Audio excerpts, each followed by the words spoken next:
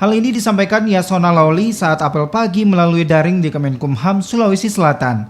Yasona Lawli meminta seluruh aparatur Kemenkumham menjaga integritasnya agar terbebas dari praktek korupsi.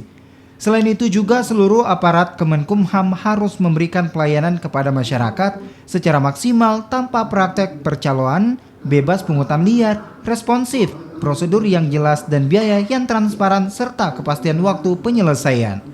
Sementara itu, Kepala Kanwil Kemenkumham Sulawesi Selatan memastikan amanah Menteri Hukum dan HAM akan dilaksanakan. 34 satuan kerja kita di Sulsel, kita sudah mengusulkan 28. Itu ada kriteria namanya lembar kerja evaluasi dari Kemenpan. Ada 6 area perubahan untuk faktor pengungkitnya. Dan intinya adalah WBK dan WBBM itu adalah tidak adanya KKN dan adanya peningkatan pelayanan publik.